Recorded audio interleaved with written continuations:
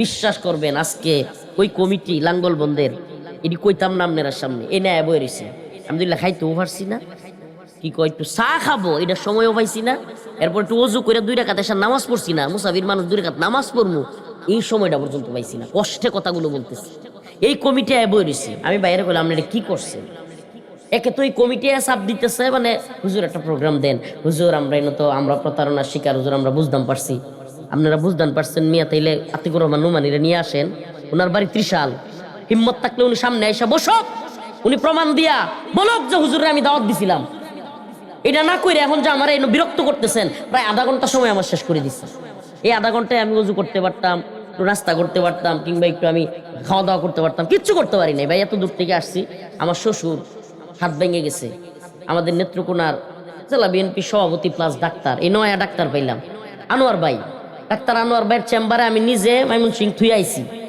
হসপিটালে রাইখা ভাই আমার শ্বশুরকে আমি এনে আসছি তাহলে বুঝেন কিরকম বিড়ম্বনার মধ্যে যাইতেছি মানসিকভাবে খাওয়া দাওয়া করি নাই তো এই অবস্থায় আইসা আমি এইগুলোর শিকার এখানে হয়েছি এটা পরীক্ষা আসলেই পরীক্ষা একে তো হইলো আমাকে প্রতারণা এসে আমি বললাম যে ভাই এরা বুঝাইও পারি না যায় না এক পর্যায়ে বলতেছি যে এরা ধাক্কা দেন কষ্টে আমি বলতেছি যে ভাই আপনাদের যদি কথা বলার থাকে আপনারা ওই 2 জন লোক নিয়ে আসেন যারা আমাকে অনলাইনে প্রতারণা বাটপার বলছে এখন পর্যন্ত তারা একটা ফেসবুক পোস্ট পর্যন্ত করে নাই যে হুজুর আমরা দাওয়াত পৌঁছাইতে পারি নাই আমরা প্রতারণার শিকার হয়েছি আচ্ছা এটা বললে মানুষ কি তারা মাথায় বাড়ি দিব বলেন তাদেরকে মাথায় বাড়ি দিবে কেউ আপনাদের সামনে ওনার সামনে রেখে বিচারটা ত্রিশালের মানুষের কাছে আমি দিয়ে গেলাম যে আমার উপরে এই জুলুমটা হয়েছে এবং আমি আইনানুগ ব্যবস্থা কেন নিব এটাও বলি আমি একটা জিনিস চিন্তা করতেছি এই অনলাইনের বিষয়গুলো কিন্তু দীর্ঘদিন থাকা যায় দীর্ঘদিন থাকে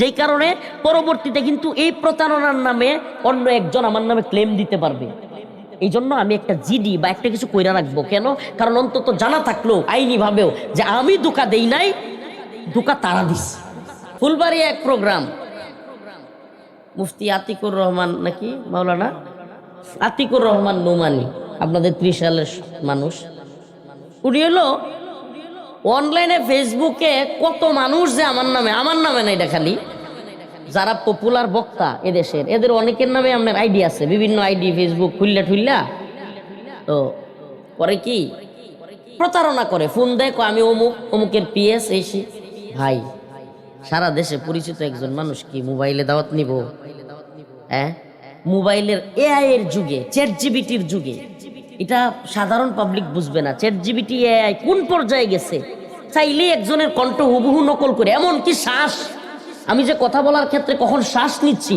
এটা সহ ভিডিও করা সম্ভব এই জামানায় মোবাইলে প্রোগ্রাম দেওয়াটা এটা কি সম্ভব এখন উনি নাকি মোবাইলে ভিডিও কলে আমার প্রোগ্রাম নিছে আমি নাকি আবার রাস্তায় আসতেছি বইলা আবার গাড়ি নষ্ট হয়ে গেছে বইলা 15,000 টাকাও নিছি ছোট মানুষ তো মনে করে শুনেন এদেশের অনেক বড় বড় মোল্লা মৌলবীর আর চাইতে আল্লাহ মাফ করুক কথাটা এইভাবে বলতেছি আস্তাগফিরুল্লাহ হাসিনাও জানে ডক্টর ইউনূসও জানে কিংবা যে বিএনপি নেতারাও জানে যে এই হুজুরটার গায়রতের লেভেল কতটা হুজুরটা দেখতে তো ছোট কিন্তু হুজুরের গায়রতের লেভেল কতটা মানে আমি এতটাই ছোট মানসিকতার হইছি যে 15,000 টাকার অভাব আমি ফোন দিয়া গাড়ি নষ্ট হয়ে গেছে কইয়া মাহফিল কর্তৃপক্ষের কাছ থেকে 15,000 টাকা নিয়ে পরে ফোন অফ করে দিব চিন্তা করা যায় এই আল্লাহর বান্দা পরিচিত মানুষ ওয়াজের লাইনে মোটামুটি মাশাআল্লাহ সারা দেশে মোটামুটি পরিচিত ভাই আমাদের সাথে ভাই হিসেবেই জানি 2 দিন সকাল থেকে সন্ধ্যা পর্যন্ত বইয়ে থেকে বাইরের চেহারার দিকে তাকায় মাহফিল দিছি আচ্ছা আপনারা কি রাগ করতেছেন আপনারা এলাকার ঘটনা তো এলে কিছুটা কষ্ট আপনারা লোকে শেয়ার করতেছি এত কষ্ট লাগছে ইচ্ছা মতো প্রতারণার শিকার হয়েছে জানেও না কিছু অথচ উনি চাইলেই ইব্রাহিমী ভাইয়ের কাছ থেকে কিংবা আমার উস্তাদ আছে একজন ত্রিশালে ওনার মাহফিলে আসছি করছি যে কারো কাছ থেকে আমার নাম্বারটা নিয়ে আমার নাম্বারে যোগাযোগ করতে পারত অনলাইনে প্রতারণার শিকার হইয়া মাহফিলে যখন আমি আসি নাই মানে আমি আসবো কেমন আমি তো দাওয়াতি পাই নাই আমি তো বাড়িতে বয়ে রয়েছি মাহফিলও নাই এদিনে তো মাহফিলও ছিল না এখন লাইভে আইসা ইচ্ছা মতো আমাকে যা পারতেছে 2 জন অথচ তারা আলেম আতিকুর রহমান নোমানি, আরেকজন কেডা চরমোনায়ের সম্ভবত উনি এমপি পদপ্রার্থী ইব্রাহিম খলিল। আশ্চর্য হয়ে গেলাম যে আপনারা দুইজন আলেম, একজন আলেমের বাড়িতে খোঁজ খবর না নিয়া, তার সাথে কথা না বইলা ভিডিও কলে এই যুগে যে কেউ প্রতারণা করতে পারে।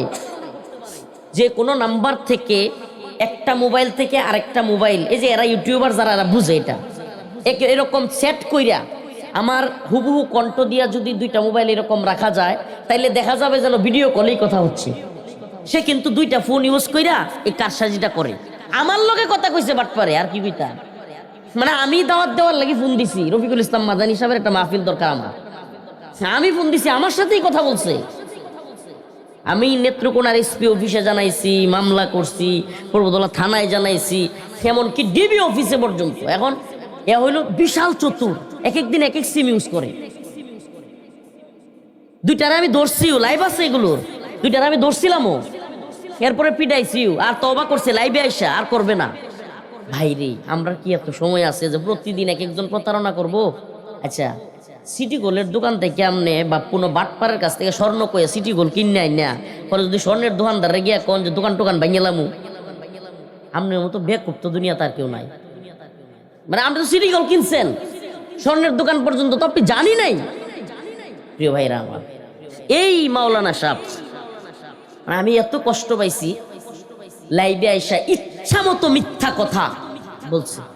আর 30 সালের মানুষ, আপনারা কেউ যদি ওনার সাথে দেখা হয়, ওনাকে জিজ্ঞেস করবেন, হুজুর মাদানী সাহেব হুজুরের কোন নাম্বারে আপনি কথা বলছিলেন, এই নাম্বারটা দেন, আমরা মাদানী সাহেব হুজুরের নামে যতগুলো সিম আছে সবগুলো পরীক্ষা করব, সহজ চেক করব।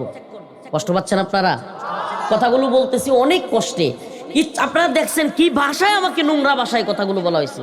আমি বাটপার, আমি প্রতারক, আমি চিট, আরো আমি কিছু করতাম না, কিন্তু আজকে আমি ডিসিশন নিছি আমি ওনাদের নামে মামলা করব। কারণ আমি আজকে ওনাদের সামনেই বলি, ওনারা তো জেনারেল মানুষ, ওনারা বলবে হুজুর এগুলো আপনি বলতেছেন, কষ্টে বলতেছি। আমাকে, আমি ফেসবুকে পোস্ট করি অন্য একটা বিষয়ে, রাষ্ট্রের হাদি ভাইয়ের বিচারের ইস্যু বা বিভিন্ন বিষয়ে। আওয়ামী লীগের লোকেরা ওখানে, কারণ ওরা তো আমরা দেখতে পারে না, ওখানে গিয়ে কমেন্ট করে, হুজুর গাড়ি নষ্ট হওয়ার কথা বলে টাকা নেন, বাটপারি করেন, আর আওয়ামী লীগের বিরোধিতা করেন। আপনি চিন্তা করতে পারতেছেন? মানে ওরা যেহেতু, শুনেন, আমরা যেহেতু, আল্লাহ মাফ করুক, আস্তাগফিরুল্লাহ, আমি গুনাহগার, অদম মানুষ, ছোট মানুষ, কিন্তু কোনো আপোষহীনতা, পেট আর পকেটের দান্দাবাজি, বাটপারি, কোন নেতার তেলবাজি, সামসামি জীবনে করি নাই। এই জন্য কোনোটা কোনো কেলেঙ্কারি পায় না, তো যখন কোনোটা কিছু পায়, ওই আওয়ামী লীগ বাটপারের দলগুলো তখন লাভ দিয়ে ওঠে, চিন্তা করে এই যে পাইছি রে পাইছি, হুজুর তো ভালো লোক না, জাতি জানুক আমাদের নেত্রী ভালো ছিল, হাসিনাই ভালো ছিল, আর জাতি জানুক এই হুজুরগুলো খারাপ ছিল। মানে হেরা রইল এটা একটা স্বার্থ হাসিলের মাধ্যম। তো এই লোকগুলোকে কথা বলার সুযোগ করে দিচ্ছেন আপনি আতিকুর রহমান নোমানী। এই আওয়ামী লীগের লোক কিংবা আমাদেরকে যারা দেখতে পারে না, এই সমস্ত লোকগুলোর কাছে আপনি একটা হাদিয়া পাঠাইছেন, এই ভিডিওতে প্রতারণার কথা বলে আপনি একজন পরিচিত আলেম হইয়া একবারের জন্য এই আল্লাহর বান্দা, আমি লাইভে এসে বলছি যে উনি পারলে ওই নাম্বারটা দিয়ে প্রমাণ করুক, অথবা আমার নামে মামলা করুক যদি আমি প্রতারণা করে থাকি। কথার কথা, উনি একটা বারের জন্য ফেসবুকে এতটুকু লিখতে পারলো না যে আসলে আমরা এক প্রতারণার শিকার হয়েছি, প্রতারক আমাদের সাথে প্রতারণা করছে, আমরা হুজুরের সাথে যোগাযোগ করতে পারি নাই, এখানে হুজুরের কোনো দায় নাই। এতটুকু বললে কিন্তু উনারাও বেঁচে যাইতো গা, আমারও যে বেইজ্জতিটা করছে এটা থেকে কি হয়ে যেত। সম্মানিত মুসল্লিয়ানি কেরাম, আপনারা কি ভুল বুঝতেছেন? কষ্ট নিচ্ছেন? এতটুকু করলে ওই মাহফিলে ওই দিন মারামারির পর্যায়ে, স্টেজ ভাঙ্গার পর্যায়ে হাজার হাজার মানুষ এত ক্ষিপ্ত হয়েছে। পরে আমি লাইভের ভিডিওগুলো দেখছি, অথচ আমার ওই দিন মাহফিলই ছিল না। আপনারা, আমি তো কইলে আবার সমস্যা, কালকেই দৌড়িয়া দেখা যাবো গা মাহফিলের লাগি। আমার হুমানের দিন মাহফিল নাই, আলহামদুলিল্লাহ, আল্লাহর বান্দা আমি অদম, প্রতিদিন লাখ টিয়া 1.5 লাখ টিয়াও মাহফিলও হাদিয়া দেয়, গেলেই একটা দুইটা প্রোগ্রাম থেকে লাখ 1.5 লাখ টিয়া এমনি দেয়, সাউন্ড লাগে না, বাজেট না, এনি টোটাল একজন পার্সন বাংলাদেশে বলতে পারবে না যে মাদানী সাহেব আমার বলছে যে 1 লাখ টিয়া না দিলে মাহফিলে যাইতাম না। এরকম লুকি আমরা না, এমনি মানুষ দেয়। তারপরেও গতকালকেও মাহফিল ছিল না, আগামীকালকেও মাহফিল নাই, আরো যে কত খালি, আমি মাহফিল রাখি না। মাহফিলে রাখি না, একেবারে কম প্রোগ্রাম করি। আমি মূল আলোচনায় যাওয়ার আগে আমার আয়াতের আলোচনায় এই পরীক্ষাগুলো বলছি। এটা যে আমার জন্য কি পরীক্ষা, বিশ্বাস করেন আমার মানে জেলে যাওয়াটাও মনে হয় এতটা কষ্ট হয়েছে না। এই হুজুররা লাইভে আইসা আমার সাথে না যাই না, ইচ্ছা মতো আমার প্রতারক বাটপার বলাটা, মানে আলেম, আপনি পরিচিত আলেম, আপনি কি করে আরেকজন আলেমের নামে প্রতারক বাটপার বললেন? আপনার কি একটু বিবেকে ধরলো না যে সে তো আমার ভাই, আমি তার সাথে একটু যাই না নেই, পরে ইচ্ছা মতো বলি? এটা করে নাই। আমার উপর কি এটা জুলুম হইছে না? বলেন জুলুম হইছে না? এই জুলুমটা করছে ইব্রাহিম খলিল নামের এক এই লোক, ফুলবাড়িয়ার চরমুনায়ের আতপাকার পদপ্রার্থী। আরেকজন হইল ত্রিশালের, নাম কি? হ্যাঁ, আপনারা এটা জানিয়ে রাখুন যে আপনার কাছে বিচার দিলাম, আল্লাহর কাছে দিলাম আর আপনার কাছে দিলাম। যেই যে জুলুমটা আমার উপরে করলো, একবারের জন্য ফেসবুকে বললো না, সারা দেশে না এত ভিউ হইছে এই বিষয়টা। কারণ কি জানেন? সাদা কাপড়ও কালি লাগলে দাগ পড়লে কিন্তু দূরাত্মে দেখা যায়। কথা বুঝেন না? রাজনৈতিক কোন নেতা কিংবা এলাকার কোন মনে করেন যারা কিনা একটু কুন্ডামি সুন্ডামি করে, এরা কিন্তু একটা কিছু কই আনলেও কেউ কিছু কয় না, কই এরা তো এগুলো করেই। কথা কই না কেন? কিন্তু সারা দেশে পরিচিত একজন হুজুর, এবং শুধু আল্লাহ মাফ করুক, শুধু হুজুর না, যারা যে কোনো আন্দোলনে সবার আগে ঝাঁপাইয়া পড়ে, বুঝেন নাই? রাষ্ট্রের যে কোনো গুরুত্বপূর্ণ আন্দোলনে, ক্রাইসিস মুভমেন্টে আমরা যারা আগায় আসি, এদের জন্য ভারতীয় যারা দালাল কিংবা ভারতীয় চাটুকার, এদের জন্য আমরা থ্রেট না? এরা যখন দেখে যে অমুক হুজুরে পাইছি, শুধু আমি আর কিছু বলার দরকার নাই, তখন দেখে যে এরকম একটা হাদিয়া পাইছি, যে আলেমরাই বলতেছে মাদানি হইলো চিটার প্রতারক, তখন কি খুশি হয় না? কি মনে করছেন? এই যে উনি বলতেছিল যে একটা ক্রিকেটারের পর্যন্ত এরা নিতে চায় না, এরা যদি পারতো আফগানিস্তান, পাকিস্তান, চীনের ভয় না থাকতো, বাংলাদেশে মিসাইল মারতো মিয়া। যারা একটা ক্রিকেটার মুসলমান সহ্য করতে পারে না, একটা ক্রিকেটার ক্রিকেট বল খেলে কি গুলি করবো এরা দেশ গিয়া? মুস্তাফিজ কি গুলি করতো বাউভা? হ্যাঁ, তেমন হইতাছে তাদের ক্রিকেট মাঠে গিয়া সব প্লেয়াররা গুলি করবো। এই একটা লোকেরা সহ্য করতে পারে না, তাইলে মনে করেন যদি এরা, শুনেন, অনেকেই কয় বিশাল বড় রাষ্ট্র, ভারত এই করে ফেলবে, দেখ ঘোড়ার ডিম করবে। ওরা যদি বাংলাদেশে হামলা করে, সাথে সাথে চতুর্দিকে হামলা হইয়া ভারত খান খান হয়ে যাবে। আর আমরা তো শহীদ হইতামই আইছি, সুবহানাল্লাহ, এই দুনিয়াটা কি আমরা বাচ্চা থাকতে পাইছি? আমরা তো শহীদ হইতেই আইছি, আল্লাহর জন্য, আল্লাহর দ্বীনের জন্য, ইমানের জন্য জীবন দিয়ে দিব। হিন্দুত্ববাদী ভারতের ভয় পাওয়ার টাইম আছে? তো এখন এই লোকগুলো যারা কিনা ভারত থেকে খুনি পাঠাইয়া, খুনিকে সেফ এক্সিট দিয়া, রয়ের সাজানো প্ল্যানিং এ বাংলাদেশে কিছু কুলাঙ্গারকে দিয়া, টাকা দিয়া আমাদের ভাই শরীফ উসমান হাদি হত্যা করায়। কি করায়? হত্যা করায়। আচ্ছা, কন্ত শরীফ উসমান হাদি বাইরে নিয়ে যা হইছে, যেই পরিমাণ মানুষ তার জানাজাই হয়েছে, যেই পরিমাণে মানুষ তার জন্য কান্না করছে, আমি নিজের চোখে দেখছি। ছোট ছোট বাচ্চা, রিক্সাওয়ালা, শ্রমিক, পুলিশ, উকিল, মুফতি, মাওলানা, সকল স্তরের মানুষ তার জন্য কান্না করছে, এখনো কান্দে। আমারে বলেন, লোকটা যদি জানা যাইতো যে লোকটা মানুষের কাছ থেকে টাকা নিয়ে নির্বাচনের নামে প্রতারণা করছে, এত লোক কান্দতো? কথা মনে হয় বুঝেন নাই। আরে আমরা যোগ্য করতেছেন, আপনারা বুঝতেছেন না? রোয়ার একদিন আমাদেরকেও শুট করবে, এ জাতি মনে করবে দূর ওই লোক তো মাহফিলের নামে টেয়া লইয়া প্রতারণা করে, দূর মরছে, ভালো হইছে। যোগ্য করতেছেন আপনারা, আপনারা বুঝতেছেন না। মনে করেন আপনাদের এই নেতা ওই ডাক্তার মানুষ, হ্যাঁ, উনি যদি এমন কোন, আল্লাহ না করুক, খারাপ কাজের প্রচারণা হয় এলাকায়, আল্লাহ না করুক, তাইলে উনার জন্য কিন্তু পরবর্তী সময়টা কঠিন হয়ে যাবে। এমনকি শত্রুপক্ষ যদি ওনারা ঘায়েল করে, সাধারণ মানুষের মধ্যে ওই প্রতিক্রিয়া হবে না যেটা এখন হবে। কেন? কারণ মানুষের মধ্যে মেসেজ যাবে খারাপ। তো আমাদেরকে যদি আল্লাহ না করুক, আমরা তো বেশি দিন বাঁচবো না, আমরা জানি ভাই, এটা আমাদের জানি। আমরা যারা আন্দোলন সংগ্রামী, বিপ্লবী, কারো কথা শুনি না, কারো চাটুকারিতা করি না, এদের হায়াত, আমরা খুব লম্বা হায়াত নিয়ে আসি না আল্লাহর কাছে, এটা বুঝি। কিন্তু আপনার মতো আতিকুর রহমান নোমানীরা জাতির সামনে আমাদের যোগ্য করে তুলছে। যোগ্য বুঝেন?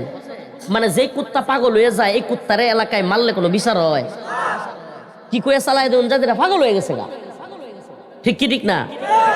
আরেক ভদ্রলোকের পালিত কুকুর মারলে পিঠে আপনারা তক্তা ছুড়ে লেবু, এটাকে বলে নেম কিলিং। নেম কিলিং মানে যোগ্য করে তোলা। তো আপনাদের মতো আলেমরা আমাদেরকে প্রতারক বইলা কি করতেছেন, নেম কিলিং করে আপনি আমাকে এই যোগ্য করে তুলছেন ইনশাআল্লাহ। আসলে আল্লাহ পাক দাপে দাপেই মুমিনকে পরীক্ষা করেন। যারা আল্লাহর বান্দা মুমিন, তাদের ইমানের অবস্থা অনুযায়ী, ইমানের হালত অনুযায়ী আল্লাহ পাক তাদেরকে পরীক্ষা করেন। আর্থিক সমস্যা, কারো ঘরে আর্থিক সংকট, এটা একটা পরীক্ষা। কেউ পরিবারের বড় ধরনের অসুস্থ, এটাও একটা পরীক্ষা। কারো নামে মামলা হয়ে গেছে, এটাও তার জন্য একটা পরীক্ষা। কেউ জেলে চলে গেছে, এটাও তার জন্য একটা পরীক্ষা। রিমান্ড হইছে, একটা বড় পরীক্ষা। এই দুনিয়ার বাস্তবতায় আল্লাহ পাক অনেক ধরনের পরীক্ষা আমাদেরকে করবেন। এটা এমন না যে আমি তো মুমিন, আমি মুসলমান, হ্যাঁ কাফেররা ভালো চলতেছে, যে নামাজ পড়ে না সে ভালো চলতেছে, ভালো খাইতেছে, তা আমি নামাজ পড়ি, আমি আলেম মানুষ, কিংবা আমি খারাপ কাজ করি না, তাইলে আমার উপরে কেন পরীক্ষা হবে? বিষয়টা এমন না, বরং বিষয়টা হলো উল্টা। আর দুনিয়া সিজনুল মুমিন ওয়া জান্নাতুল কাফির, যে দুনিয়া বরং উল্টা।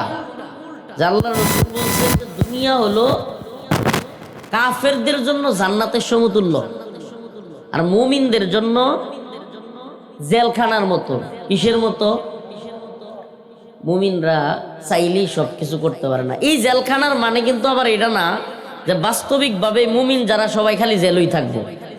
বিষয়টা আবার এইভাবে বুঝুন না, যে তাতে এমনিতে একামলে প্রায় 2.5 বছর 3 বছরের মতো থাকছি, আবার গেতাহন লাগবো, এত আর উপায় নাই।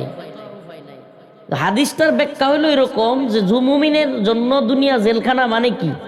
জেলখানা মানে হইলো মুমিন মন চাইছে, আল্লাহ না করো, শাহওয়াত উঠছে, একটা মেয়েরে দিয়ে ভাল লাগছে, মেয়ের সাথে তার থাকতে মন চাচ্ছে, কিংবা তার সাথে, কিন্তু সে বেপরদায় যাবে না, সে ওই মেয়েটার সংস্রবে যাবে না, এবং কোনো ধরনের কুপ্রস্তাব তাকে দিবে না, কিন্তু তার মনটা কি চাচ্ছে, মনটা কি করতেছে, তাহলে মন চাচ্ছে সে করতে পারতেছে না। এটা এক ধরনের কষ্ট না? এটা একটা জেলখানা।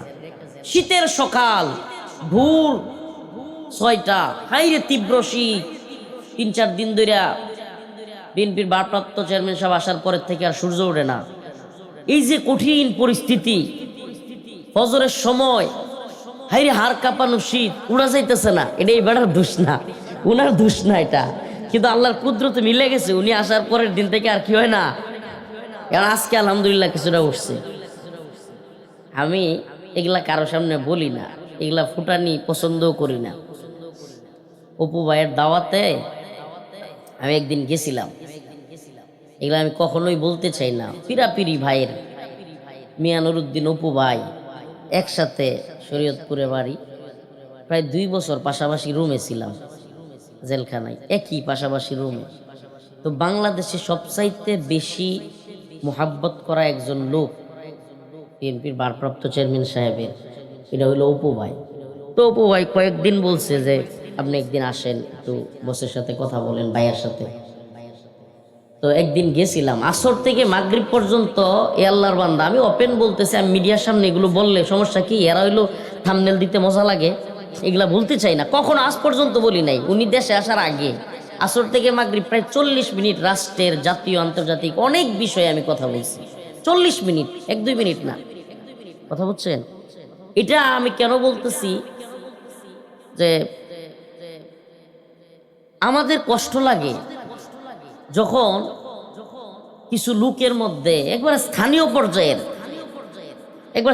পর্যায়ের 2-1 লোক যখন দেখি যে মানে অযথাই একটা বিষয়কে কঠিন করতেছে, কষ্ট দিচ্ছে, তখন কষ্ট লাগে এটা যে ভাই, আপনি আপনার যে নেতা বা আপনি যার প্রতিনিধিত্ব করতেছেন, সে আসলে এমনটা চায় না, এটা আপনি বুঝতেছেন না। সে এমনটা চায় না, কিন্তু আপনি করে ফেলতেছেন। এই জিনিসটা ভালো হয় না, এই জিনিসটা দিন শেষে ক্ষতির কারণ হয়।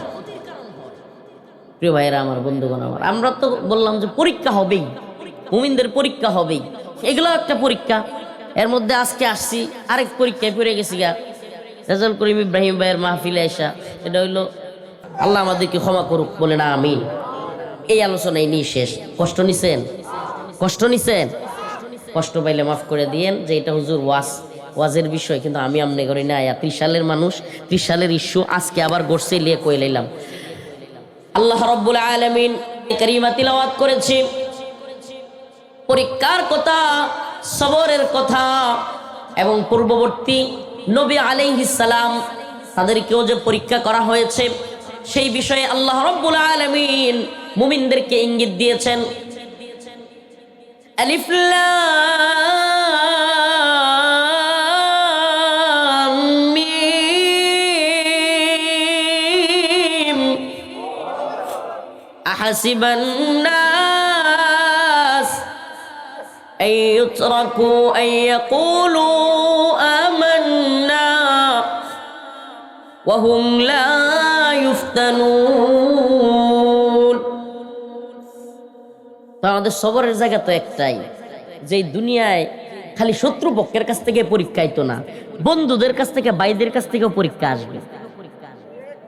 আর ভাইদের কাছ থেকে, বন্ধুদের কাছ থেকে, সেম দাড়ি টুপিওয়ালাদের কাছ থেকে যেই কষ্ট আসবে, এটা আরো কঠিন কষ্ট, এটা আরো কঠিন কষ্ট। আল্লাহ পাক বলতেছেন হাসিবান নাস আন ইউতরাকু আন ইয়াকুলু আমান্না ওয়া হুম লা ইফতানুন।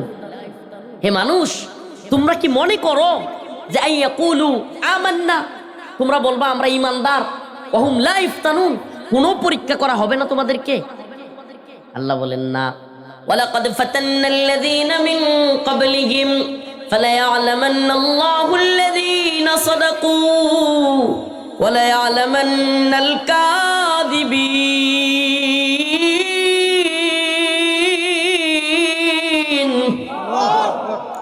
আল্লাহ রাব্বুল আলামিন বলেন, তোমাদের পূর্ববর্তীদেরকেও আমি পরীক্ষা করেছি, যুগে যুগে নবী আলাইহিস সালামদেরকে পরীক্ষা করেছি, হযরতে মূসা আলাইহিস সালামকে পরীক্ষা করা হয়েছে, পরীক্ষা করেছি সামিরীর মাধ্যমে, বাসুরের মাধ্যমে, ফিরাউনের মাধ্যমে। হযরতে ইব্রাহিম আলাইহিস সালামকে পরীক্ষা করা হয়েছে নমরুদের মাধ্যমে। মুহাম্মদুর রাসূলুল্লাহ সাল্লাল্লাহু আলাইহি ওয়াসাল্লামকেও পরীক্ষা করা হয়েছে। তায়েফে আল্লাহর নবী সাল্লাল্লাহু আলাইহি ওয়াসাল্লামকে পাথর মারা হয়েছে। আবু জাহেল বিভিন্ন সময় কত ধরনের কষ্ট রাসূলকে দিয়েছে, দিছে না দেয় নাই? যুগে যুগেই সাহাবায়ে কেরাম পরীক্ষার শিকার হয়েছেন। খুবাইব খাব্বাব রাদিয়াল্লাহু আনহু, হযরতে বিলাল, মাটির মধ্যে গরম বালির মধ্যে শুয়ে রাখা হয়েছে। তারপরে ওই বালির মধ্যে তার শরীরটা পিটাইয়া দাগ করতে করতে উত্তপ্ত মরুভূমির গরম বালিতে ফেলে রাখা হয়েছে। তবুও তিনি বলতেন আহাদ আহাদ আহাদ, সুবহানাল্লাহ। হযরত আবু বকর রাদিয়াল্লাহু আনহু আজাদ কইরা হযরতে বিলাল রাদিয়াল্লাহু আনহু জিজ্ঞেস করলেন, বিলাল, আমার একটা প্রশ্ন, আল্লাহর এত নাম থাকতে আমনের জোহরি কাফেররা মারতো, তখন আপনি খালি আহাদ আহাদ বলতেন। আবু বকর, আহাদ আহাদ বললে ওই কাফেররা দেখতাম জ্বলতো বেশি, সুবহানাল্লাহ। ওই কাফেরদের মনে আরো বেশি হিংসার কষ্ট হইতো, এর লেগে আমি আহাদ কইতাম, সুবহানাল্লাহ। মানে আহাদ মানে আল্লাহ এক, সুবহানাল্লাহ, এক এক, এটা কইলে এরা আরো কষ্ট পাইত।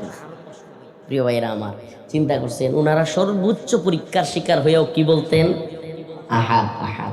ইমাম, আমরা যাদের নাম শুনছি ইমাম, সমস্ত ইমামদেরকে, সমস্ত ইমাম, ইমাম আবু হানিফা রাহমাতুল্লাহ আলাইহি, ইমাম আহমদ ইবনে হাম্বল, ইমাম মালিক, ইমাম শাফিঈ, সমস্ত ইমামদেরকে জেল খাটতেছে।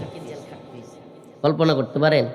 আমি একটা কথা বলি, আজকে যে কথাটা এইভাবে কেউর মুখে শুনবেন না, জুলুম তো চায়া নেওয়া ঠিক না, আমি জুলুম চাচ্ছিও না, আল্লাহ মাফ করুক, আস্তাগফিরুল্লাহ।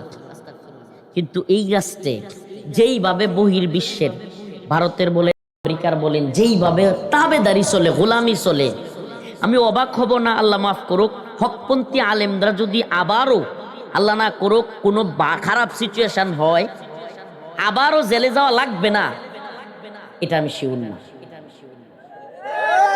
যারা শিওর যারা মনে করে ক্ষমতার বাগবাটোয়ারা পাইলাইছি, ক্ষমতার খুব কাছাকাছি আয়া পড়ছি, এরা দেখবেন ধরা খাইলে চিল্লায়ও বেশি, কান্দেও বেশি। আমরা এত কান্না করি না কেন জানেন? আমরা চিন্তা করি যে হক কথা কইতে হইলে যে কোনো জামানায় বিপদে পড়া লাগতে পারে, তো এর লেগে এত টেনশন করি না। আল্লাহর জমিন, আল্লাহর দিন, আল্লাহর জমিনে বাস করি, হক কথা বলবই। কামানের সামনে, বুলেটের সামনে যা মিসাইল মারো, আল্লাহর দিনের পক্ষে কথা বলতে হবে। যত বাধা, যত বিপত্তি আসুক, এই জমিনে হকপন্থী কথা বলতে হবে। যদি শহীদ হয়ে যায়, শহীদ হয়ে যাব, জেলখানায় যাওয়া লাগে জেলখানায় যাব, কিন্তু আল্লাহর জমিনে কোন সরকারের সময় হক কথা বলার থেকে বিচ্যুত হব না। বাংলাদেশে একটা বাজে সংস্কৃতি চালু হয়েছে, আপনাদেরকে বলি, বাংলাদেশে খুব বাজে একটা সংস্কৃতি চালু হয়েছে, যেই সংস্কৃতির কারণে বাংলাদেশে আজকে খুনের বিচার হচ্ছে না। ও মুসলমান ইমানদার, আজকে যদি এক শরীফ উসমান হাদি হত্যার বিচার না হয়, মনে রাখবেন আগামীকালকে আমাকে হত্যা করলেও বিচার হবে না। আমার কেন জানি মনে হয় এই উপদেষ্টাদের সরকার শরীফ উসমান হাদি ভাই হত্যার বিচার না করবার কারণে এই বৃদ্ধ বয়সে আল্লাহ পাক এই ডক্টর মোহাম্মদ ইউনূসকে লাঞ্ছিত করবেন। আরেকটা কথা বলে দিলাম আপনাদেরকে, এই যুবক মানুষের মনে এত ভালোবাসা তৈরি করছে যে যদি ডক্টর মোহাম্মদ ইউনূস সাহেবের সরকার এই শরীফ উসমান হাদি ভাইয়ের বিচার সুষ্ঠুভাবে করে যেতে না পারে, এই বৃদ্ধ বয়সে এই লোক পুরা জাতির সামনে লাঞ্ছিত হবে। লিখে রাখেন, বলে দিলাম। আরেকটা কথা আমাদের যুব সমাজকে বলি, প্রিয় উম্মাহ, প্রিয় জাতি, তোমাদেরকে বলি, বিষয়টা এত সহজ নয়।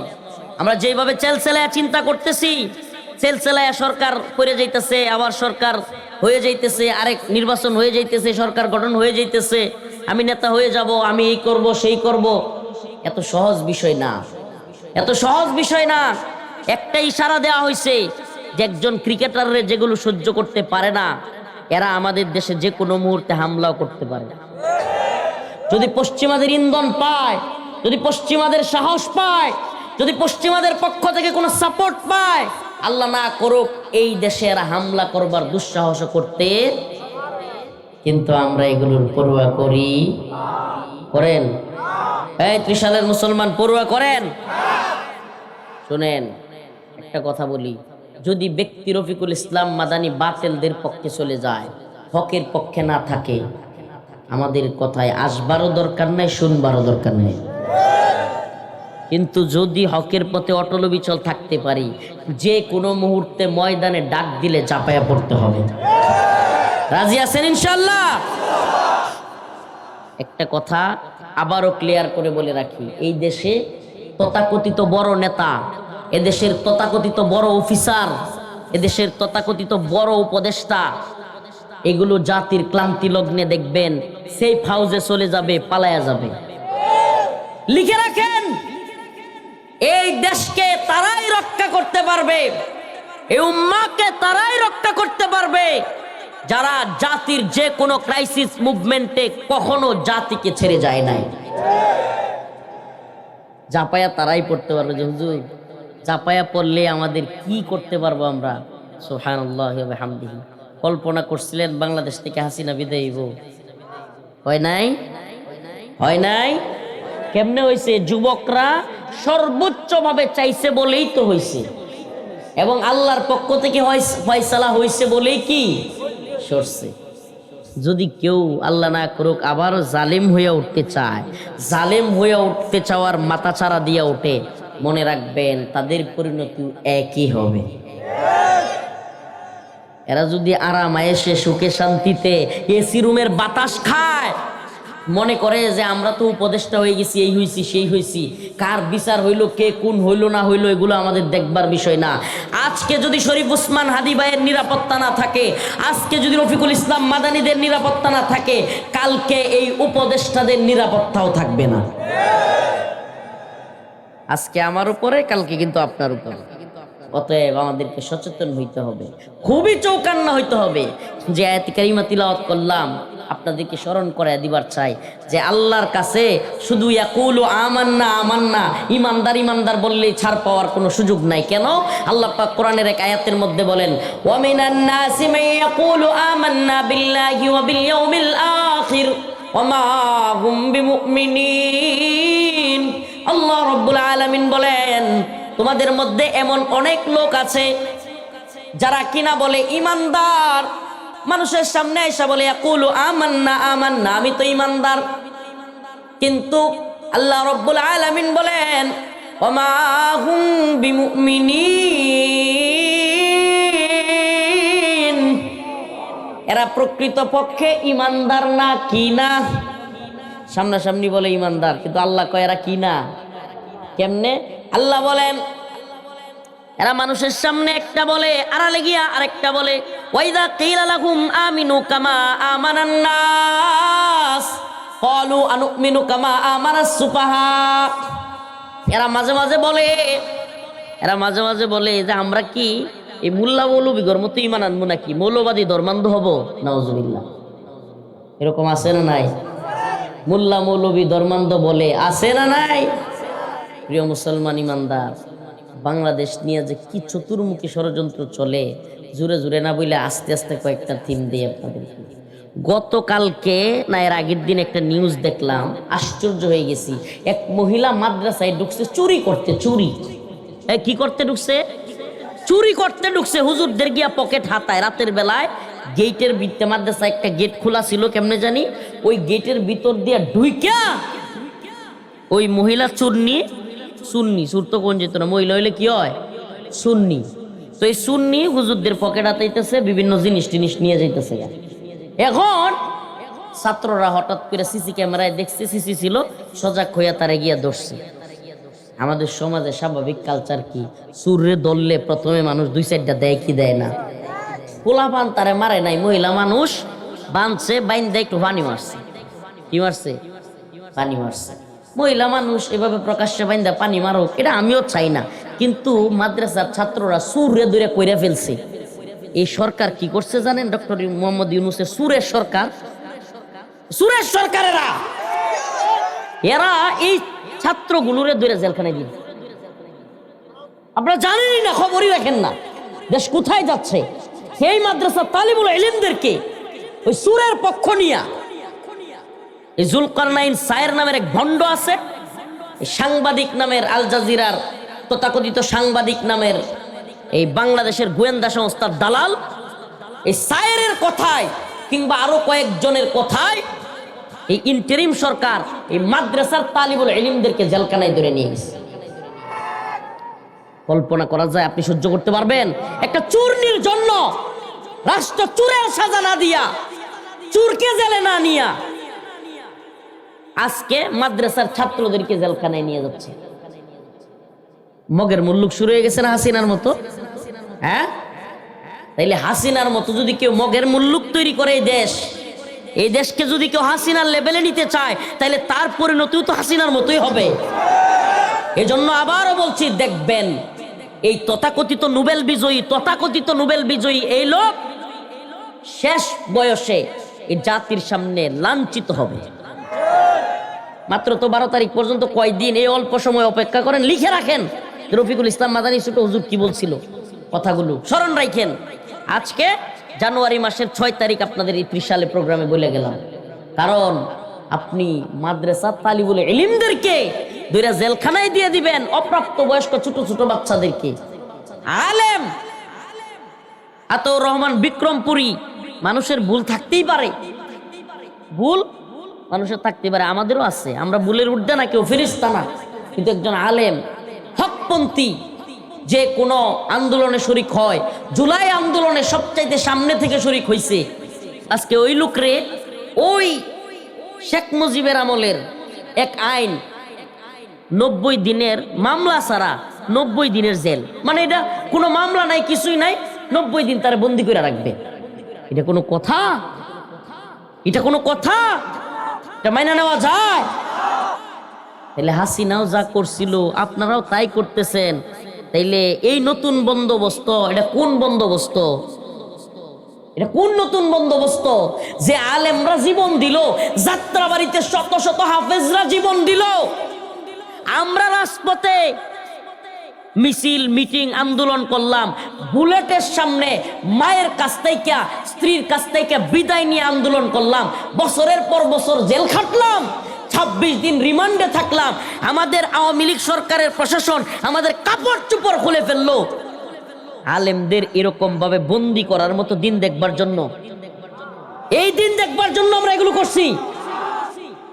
মাদ্রাসার তালিবুল ইলমদেরকে চুরি করলো মহিলা, চুরের শাস্তি না দিয়া এই চুন্নি মহিলা যেইভাবে মাদ্রাসার ভিতরে ঢুইকা মাদ্রাসার রক্ষিত জিনিস নিয়ে যাচ্ছে, ওর তো হাত কেটে দেওয়া দরকার ছিল।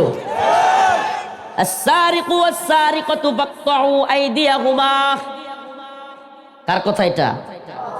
দেখছেন এরা আল্লাহর আইনগুলোর পরিবর্তন করাইয়া এই চুরগুলো কি সরকার হইছে? মানব রচিত আইন দিয়া এই চুরেরা পুরো সিস্টেম চেঞ্জ করে ফেলছে। আমার সাথে পাশের রুমে জেলখানায় আমাকে যেই বিল্ডিং এ রাখা হয়েছিল ওই বিল্ডিং এর নিচতলায় এক চুরেরা রাখছে আমার পাশের রুমে। আমাকে কিন্তু প্রায় 3 বছর থাকছি, তো একই রুমে রাখে নাই, কিন্তু আবার ভুল বুঝেন না যে হুজুর একটু আগে কইছেন অমুকের সাথে ছিলেন, এখন আবার, কারণ মানুষ তো খালি ফাঁক ফোকর খুঁজে, বুঝছেন? 3 বছর প্রায় ছিলাম, তো রুমে ছিলাম মেলাডি, কয়ডি, অনেকগুলো রুমে ছিলাম, মানে মহিষিঙ্গা বাসায় কোয়েল চেয়ারি, অনেকগুলো রুমে ছিলাম। তো আমি যখন প্রথম যাই আমাকে রাখা হয়েছিল মদ খুর সুর বাটপাটদের সাথে, প্রথম 8 মাস, কয় মাস। আমার পাশের রুমে রাত্রের 1টা নাই 2টা নাই খালি চিল্লায়, কারারক্ষী আইলেই চিল্লায়, আমার বিড়ি দে, আমার বিড়ি দে, একটা বিড়ি দে। কি বিপদটা, হুট করে ঘুমাতে উঠতে শুনি বিড়ি দে, বিড়ি দে। আরে বিড়ি না দিলে হ্যাঁ ঘুমায়ও না, আমরাও ঘুমাইতে দেয় না। হ্যাঁ প্রতিদিন কমসে কম 30 থেকে 40টা একটু বাইর হওয়ার পরে যতগুলো বিড়ি পইরা থাকে, মানে আমার নিচতলায় যে রুমে দিছিল 4 তলা 3 তলা ছিল রাজনৈতিক নেতৃবৃন্দের, বিএনপি জামাত হেফাজত, 3 তলা 4 তলা, আর আমারে কষ্ট দেওয়ার জন্য এই 4 তলার মধ্যে নিচতলাগুলোতে যে খারাপ আসামি নিচতলায় এগুলোরে রাখতো, এগুলোরে জেলখানায় বলে বি ক্লাস। জেলখানায় কি বলে? একবারে সব পরিচিত একটা নাম, বি ক্লাস। তো এই বি ক্লাসদের সাথে ওই মাঝখানে আমার কষ্ট দেওয়ার জন্য একটা নষ্ট রুমে রাখছিল। রাতে 2টার সময় ওইটা চিল্লায় খালি, এ আমার একটা বিড়ি দে, আমার একটা বিড়ি দে, প্রায় রাত্র। হায় রে, মানে ঘুমাইতেও পারি না, কিচ্ছু না। এখন সকালে উঠে দেই যে 30-40টা করে বিড়ির বুটকি দলহরে, একটার পর একটা, যে একটু একটু থুয়ে দেয় না মানুষ, খায়া ফেলায় দেয়, একটার পর একটা খায়া শেষ করে। কেউর কথাও শুনে না, একটু মানে মাথায় একটু সমস্যা, প্লাস সুর। এখন যে কথার জন্য এটা বলতেছি, এখন হের হঠাৎ করে মানে মনে হয়েছে যে আমার ইনো থাকলে সেলের মধ্যে আটকায় রাখে, আমার বিড়ি খাইতে ঝামেলা। তো একটু আমি যদি হসপিটালে যেতে পারি, কারাগারের ভিতরে হসপিটাল থাকে, হসপিটালে আবার রুগীদেরকে খোলামেলা রাখে, একটু জায়গা দেয়, হেই মনে হয় আমি গেলে সুবিধা পাবো। হ্যাঁ গেছে হসপিটালও 2 থেকে 3 দিন থাকছে। থাকার পরে হঠাৎ কইরা কারারক্ষীরা সবাই গরম ফায়ার, কি হইছে কি হইছে কি হইছে, হসপিটালের কেসি পায় না। কি পায় না? কেসি পায় না। একটা বলো কেসি হসপিটালের মশারি, হসপিটালে কিন্তু রুগীদেরকে মশারি দেয়, কারাগারের মশারি হসপিটালেও, কিন্তু মূল রুমগুলোতে কিন্তু মশারি নেই, মশারি পায় না, কেসি পায় না। এরপরে হইলো আপনার ওই সিসি ক্যামেরার তার আছে না, তার জেলখানায় সিসি ক্যামেরা আছে, ওই তারও পায় না। হাই রে, কারারক্ষীরা দৌড়াদৌড়ি ছুটাছুটি কইরা শেষ পর্যায়ে, ওর নামটা কইলাম না, ও যদি শুনে কষ্ট পায় লাইব, নামটা কইলাম না। শেষ পর্যায়ে গিয়া কেসি যা কিছু আসিন সব তার রুমে পাওয়া গেছে। পরে আমি কারারক্ষীরা কইলাম, কি সর্বনাশটা করছে, বাইরে চুরি করলে জেল আনবো, এইনে চুরি করলে নিব কই? সুবহানাল্লাহ। কারারক্ষীদেরকে বললাম, দেখছেন আল্লাহর বিধান, আল্লাহ বলছে আস-সারিকু ওয়াস-সারিকাতু ফাকতাউ আইদিয়াহুমা জাযাআম বিমা কাসাবা নাকালাম মিনাল্লাহ। আস-সারিকু ওয়াস-সারিকাতু ফাকতাউ আইদিয়াহুমা, চোর এবং চোরনি যদি চুরি করে এবং গচ্ছিত মালামাল থেকে চুরি করে ধরা খায়, ফাকতাউ আইদিয়াহুমা, তাদের হাত কাইটা দিতে হবে। আর ঘোষণা এটা, হাত কেটে দিতে হবে। কন্ত যদি ওইটির হাত কেটে দিত চুরির কারণে, জেলে না নিয়া, এক সুরের হাত কাটার কারণে পুরা ত্রিশাল সুর মুক্ত হয়ে যেত না? এক সুরের হাত কাটার কারণে পুরা শহর, পুরা দেশ চোর মুক্ত হয়ে যেত না? কথা কন না কেন? প্রিয় ভাইরা আমার, হুজুর প্রিয় বসতে একটু মাথায় পানি দেন না। এক চুরের সাজা দেই কে বাকি চুরেরা, শুনেন, চুরেরা জেলেরও ভয় পায় না, পুলিশেরও ডরায় না, জানে পুলিশে কিছু টিয়া দিলে হেরা ছাইরা দেয়। পুলিশ চুর নিতই চায় না, কারণ হইলো এটা কি নিব, এটা হে নগিয়া এরা বেরিয়ে যাইব। এরপরে লাত্তি দুইটা দিয়া পুলিশ থানাতে ছাইরা দেয়, হেও মজা পায়। চুরেরা এই দুনিয়াটা একমাত্র ডরাইতো যদি জানতো যেই হাত দিয়ে চুরি করে হাতটাই কেটে দেওয়া হইবে। চুরি করতো একটাও। তাইলে এই দুনিয়ার শেখ হাসিনা বা ডক্টর মোহাম্মদ ইউনূস ভালো আইন জানে নাকি আমার আল্লাহ? কথা বলেন না কেন? আমার আল্লাহর চাইতে দুনিয়ার কোন বান্দা যেগুলো ডায়রিয়া হইলে বিস্তারতে উঠতে পারে না, হ্যাঁ, করোনা হইলে গর্তে বাইরে দিতে পারে না, এরা আমার আল্লাহর চাইতে আইন বেশি জানলো।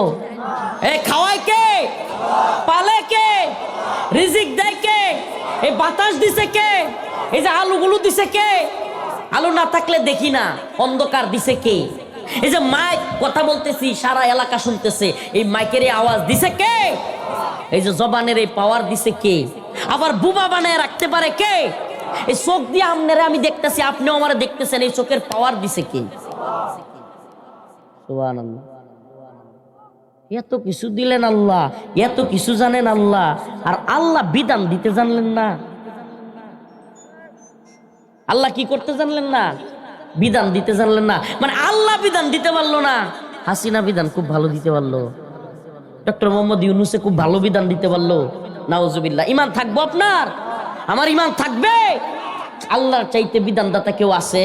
কোরআন বলতেছে ইনিল হুকমু ইল্লা লিল্লাহ, আমারা আল্লাহ তা'বুদু ইল্লা ইয়্যাহ।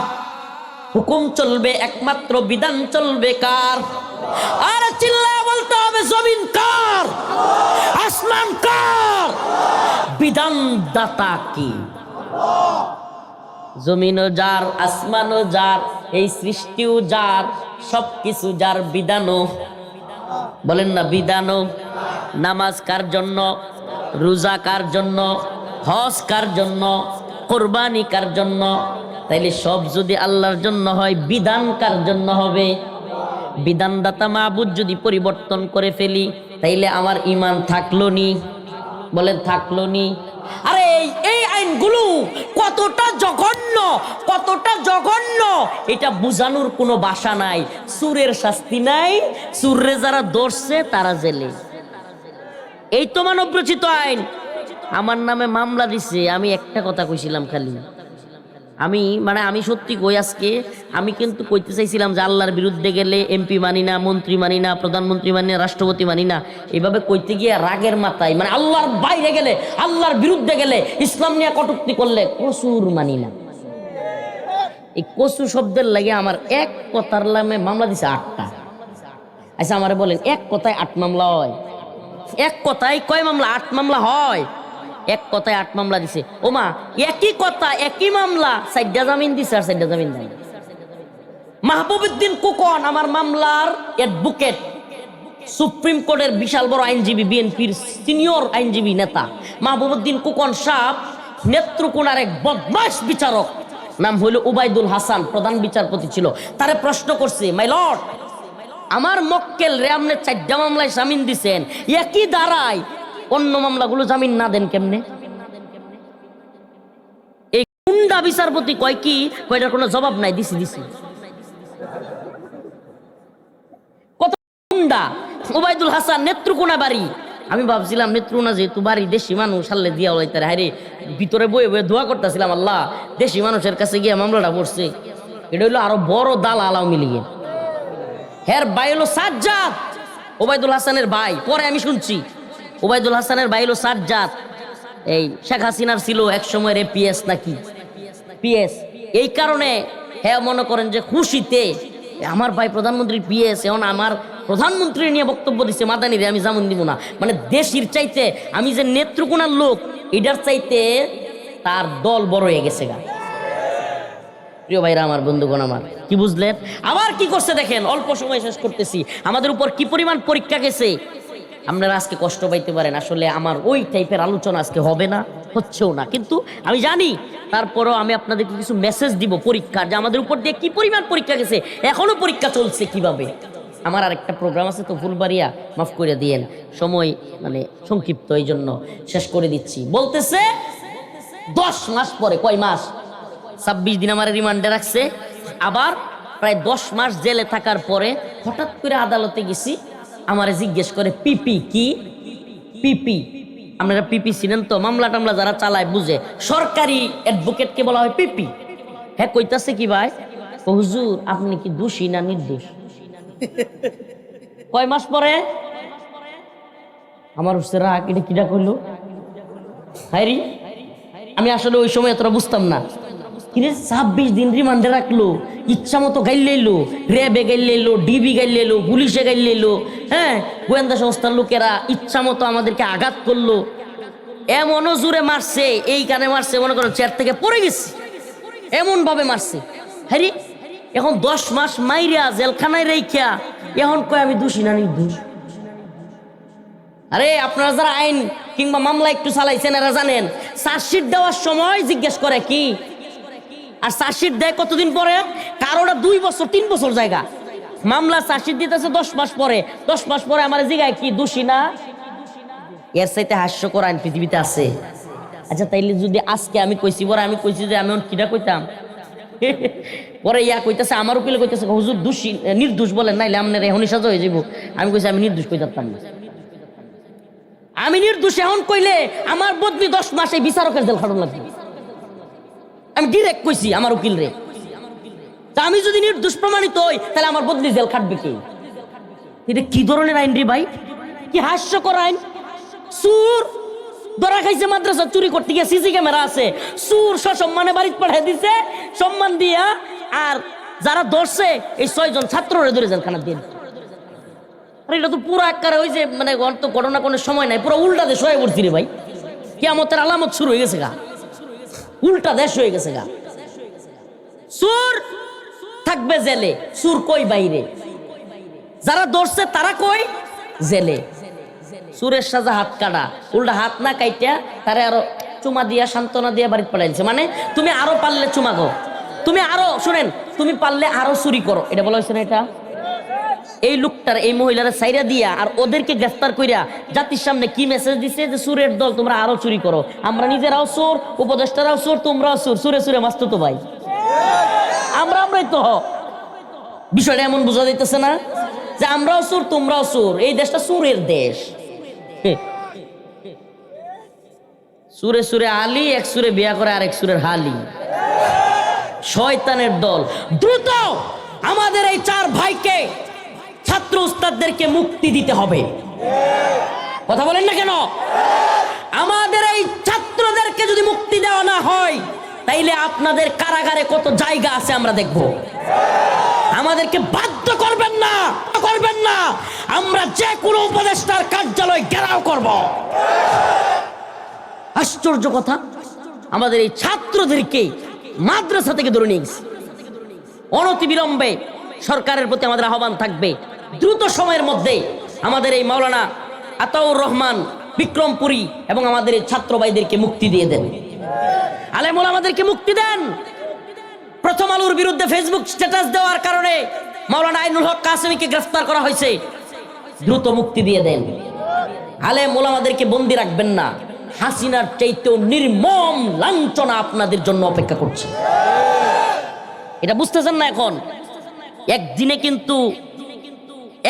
কিন্তু ফাটে না, আস্তে আস্তে মানুষের খুব জমা হইতে হঠাৎ করে দেখবেন পরিণতি ভয়াবহ হয়ে গেছে। আমরা সহ্য করতেছি, ধৈর্য ধরতেছি, আমাদের উপর অনেক পরীক্ষা। প্রিয় জাতি, আখের যে মেসেজটা দেওয়ার জন্য কথাগুলো বলছি, আপনাদের প্রতি বিনীত অনুরোধ থাকবে, আমরা যারা ময়দানে কথা বলি, আন্দোলন সংগ্রামে থাকি, ভালো যদি বাসেন আলহামদুলিল্লাহ, আপনাদের জন্য দোয়া করি, আপনারা মোহাব্বত করেন। যদি কথার কথা আমার দেখতেও না পারেন, দয়া করে আমাদের নামে মিথ্যা প্রোপাগান্ডা ছড়াবেন না। আপনাদের প্রতি আজকের আলোচনার মূল মেসেজটা যে আমাদের নামে না যাই না মিথ্যা প্রোপাগান্ডা ছড়ান না। ভাইরে, বিশ্বাস করেন এই দেশ জাতিরে আমরা ভালোবাসি, এই দেশ জাতিরে ভারতের গোলাম হইতে দিব না। কথা দিলাম, আমার ভাই হাদি যে কথা বলছিল যে রাষ্ট্রপতি জিয়াউর রহমানের বিএনপিকে আমরা ভারতের দালাল হইতে দিব না, আল্লামা সাইদি রহিমাহুল্লাহর জামাতকে আমরা ভারতের গোলামি করতে দিব না। কথা দিলাম, আমরা যদি বাইচা থাকি বাংলাদেশে কোনো দলকে, যেই দলই সরকারে আসুক, ভারতের গোলামি করতে পারবে না। ভারতকে যারা দাঁত ভাঙা জবাব দিতে পারবে তারাই সরকারে থাকবে। হাসিনা সরকার থাকতে একটা কথা কইছিলাম যে আমরাও বাহিরে থাকবো আর ভারতের গোলামি চলবে, আলেমরা গ্রেফতার, এই আলেমদেরকে নির্যাতন করা হবে, দুটো একসাথে হবে না। হয় আমাদেরকে শহীদ করতে হবে, ভিতরে দিতে হবে, না হলে ভারতের গোলামি বন্ধ করতে হবে। আল্লাহ তাআলা আমাদেরকে বুঝার এবং আমল করার তৌফিক দান করুন। আরো জোরে বলেন আমিন। আলিফ লাম মিম। আহাসিবান নাস আইয়ুতরাকু আইয়াকুলু আমান্না ওয়া হুম লা ইফতানুন। আল্লাহ বলছেন, হে মানুষ, তোমাদেরকে কি পরীক্ষা করা হবে না? তোমরা কি মনে করতেছো তোমাদেরকে এমনি এমনি ছেড়ে দেওয়া হবে? না, তোমাদেরকে এমনি এমনি ছাড়ার সুযোগ নাই, তোমাদেরকে পরীক্ষা করা হবে। সেই পরীক্ষা রাতের গভীরে, এই যে শীতের মধ্যে, কনকনা শীতে, তাহাজ্জুদের সময়ের যে শীত, ফজরের সময়ের শীত, এটা একটা পরীক্ষা আমাদের জন্য। কথা বলেন না? এই সময়ে যারা নামাজ পড়তে পারবে তারাই তো আল্লাহর খাস বানায়। মিয়া, গরমের দিনও পানি দিয়ে উজু করে নামাজ পড়ান তো সহজ, ভাল লাগে। শীতের দিনে যে এই ট্যাপ কিংবা এই কলের পানিটা দিয়ে উজু করে নামাজ পড়তে পারবে, সেই না আল্লাহর প্রকৃত। আল্লাহ তাআলা আমাদের সবাইকে নামাজি বানায়। আল্লাহ তাআলা আমাদের সবাইকে সমস্ত পরীক্ষার উত্তীর্ণ হওয়ার তৌফিক দান করুন। সুবহানাকাল্লাহুম্মা ওয়া বিহামদিক, আশহাদু আল্লা ইলাহা ইল্লা আনতা, আস্তাগফিরুকা ওয়া আতুবু ইলাইক, ওয়া আখিরু দাওয়ানা আনিল হামদুলিল্লাহ। বসেন।